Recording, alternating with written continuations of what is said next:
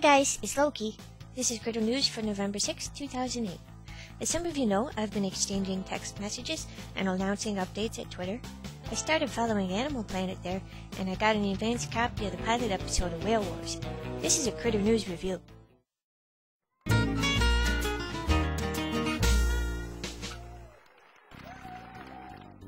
I was really looking forward to this series since my primate showed me an episode of Carl Sagan's interstitial science classic Cosmos, and I learned that whales had a worldwide communication network thousands of years before we cats domesticated ourselves in Egypt. Too bad the engines of most ships are on a frequency that drowns it out.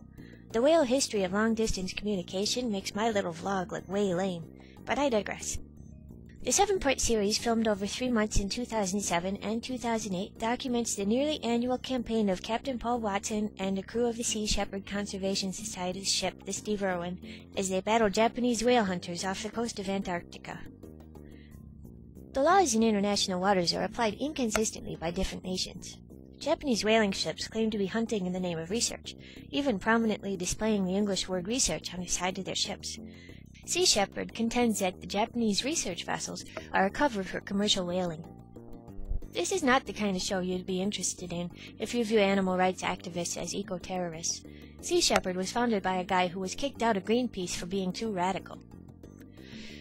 In the premiere episode, the crew of the Steve Irwin is almost entirely comprised of newbie volunteers whose first major battle is with seasickness. Once they get their sea legs, they go through a series of training exercises in how to throw Sea Shepherd's weapon of choice, the stink bomb, and get a crash course, literally, in freezing water rescue when a training accident goes terribly wrong, sending a few members of the crew overboard and damaging the helicopter they use for reconnaissance, effectively blinding them to the whereabouts of the Japanese fleet.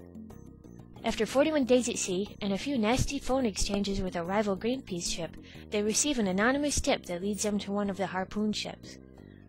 The episode starts and ends with a teaser promising hostages and gunshots. While coverage of controversial subject matter like whale wars can easily slip into dry appeals for political help or a washed-out overview with little substance, after watching the first episode, this series has been well presented. It's educational, but probably not good for young children because there are some graphic images of whale slaughter and bleeped swears. If the subject matter is something you want your kids to learn about, you should probably watch it before they do. It's entertaining. The animation wasn't done yet, so I can't comment on that, but the crew are a varied group, each with their own opinions, and they make for good drama with a few chuckles. It's non-preachy, although clearly one-sided because of the nature of filming. It doesn't come off as a fundraising attempt. And as for our wild paw rating, I didn't want to get up to use a litter box, or to get a snack, so one more paw for exciting. I was on the edge of my tower. That's a perfect 4-paw rating from Critter News. This is the kind of reality TV I like. Humans actually doing something, not for themselves. Whale Wars premieres Friday night, November 7th at 9 p.m. Eastern and Pacific on Animal Planet. That's it for Critter News this week.